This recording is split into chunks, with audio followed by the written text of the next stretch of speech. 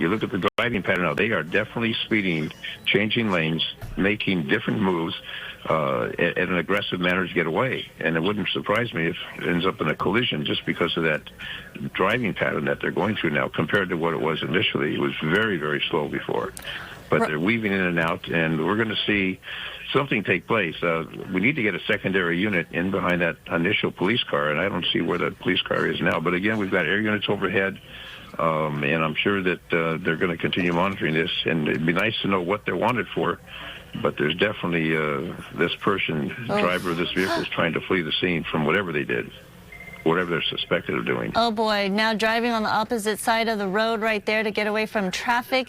Now in the Beverly Hills area, this all started as a stolen vehicle report, and that is why the initial information went out there, and that's why they were following this vehicle for quite some time. But now it is a full-on pursuit with law enforcement officials following and pursuing this vehicle. But as we've indicated, as we've watched for about 30 minutes now, you see the driving patterns getting more and more erratic with higher speeds and dangerous driving going on the opposite side of the road. And clearly the speeds picking up here, Dennis. Well, you're looking at over 50 miles per hour at times. That's definitely a commuter area. That speed is obviously very dangerous. In that particular case, you just passed a crosswalk where a pedestrian was crossing the street. This person is definitely trying to get away. There's no question about it now. They're definitely trying to elude the police. Right, and now stuck in traffic right here. This is Olympic Boulevard at Reeves Drive in Beverly Hills, and that vehicle weaving through traffic, trying to get away. This is always a scary situation. You will see there, it's a 25-mile-per-hour zone.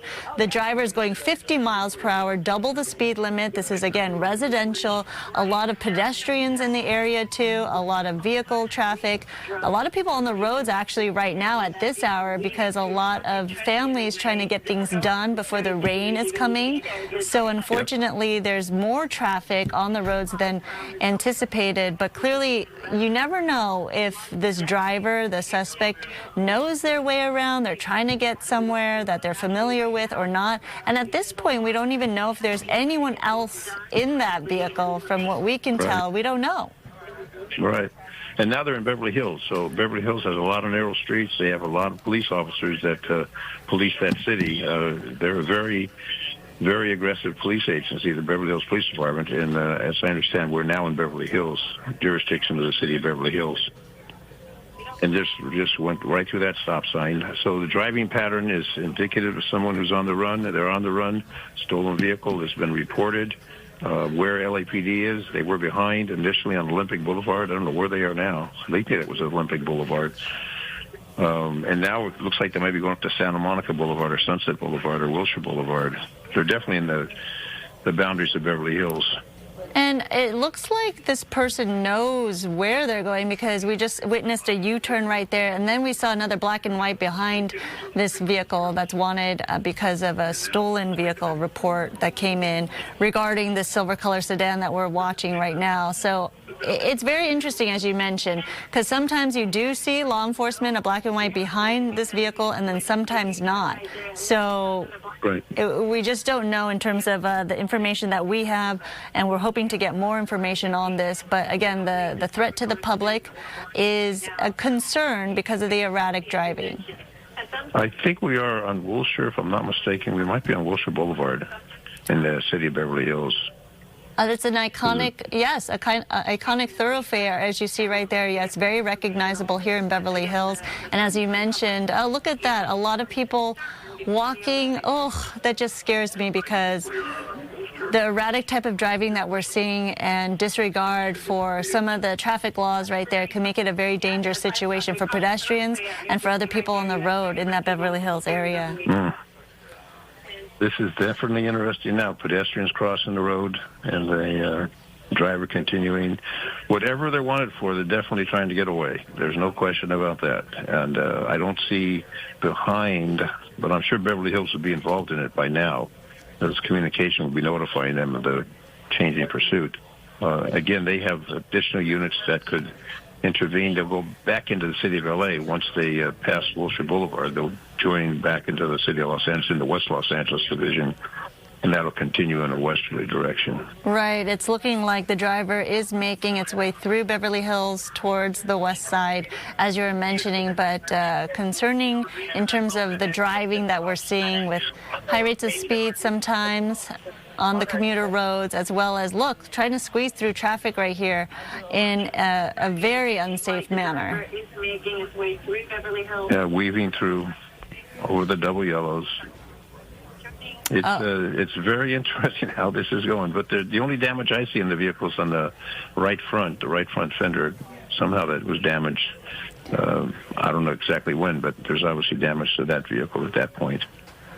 Right, we are trying to get more information as to the background of all this, but the information we know as of 30 minutes ago, we do know that this vehicle was wanted in suspicion of being a stolen vehicle, and it seemed like the driver was unaware for most of the time that anyone had eyes on this vehicle, but then once the driver knew there was a black and white behind this car, as well as an airship overhead, the helicopters overhead, that's when we saw the erratic type of driving that we're noticing right now. But clearly it is unclear at this point if it is a full-on pursuit, because we are not seeing those units that we typically see behind something like this, but we don't know at this point in terms of what information law enforcement officials might have on this suspected driver or this vehicle.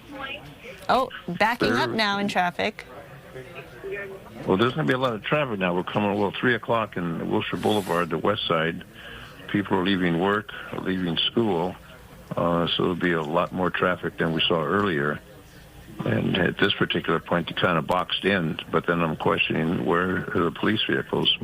We know there's an air unit overhead, but kind of squeeze through here. Yeah. On the wrong side of the road. There we are. And, passing up those vehicles. I mean, you obviously can tell by this driving pattern that person is trying to get away, and the speed was 50-plus miles per hour. Now we've got an open stretch, but then they'll come into congestion again. Westwood, West LA is going to have a lot of traffic also as they get to that point.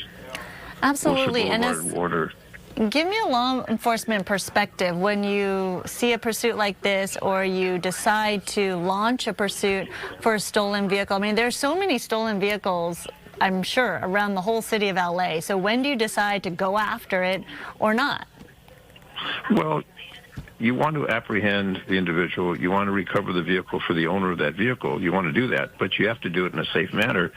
And they will terminate a pursuit if it becomes too dangerous. And that's why you've got supervisors that are monitoring along with the watch commander. So what we are seeing now on Fox 11, the watch commanders are watching that, and the watch commander can give an order to terminate the pursuit. It just depends. But I don't see a lot of vehicles at this particular point. I don't see any law enforcement vehicles following that vehicle. Mm-hmm. So someone may have given that message. I think a vehicle was coming in on the south end. I thought there was some coming in from the south end, but I don't see any black and whites.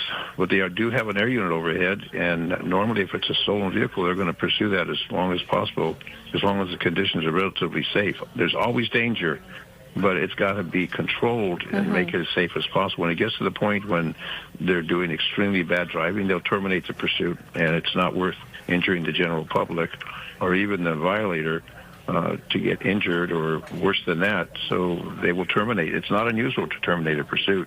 When you get on the freeway, it's a different matter. Highway Patrol is very aggressive in their pursuits.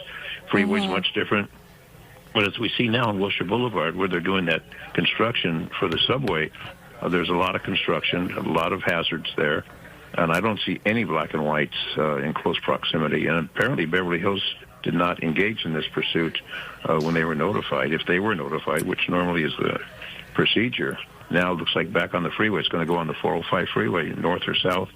But it looks like we're getting onto the freeway. Well, now this could be a whole different game we're talking about here, as you mentioned, because now that this driver who's wanted for a stolen vehicle has entered and has gotten on the freeway right here, it could become CHP, who may be following this vehicle and may join this pursuit.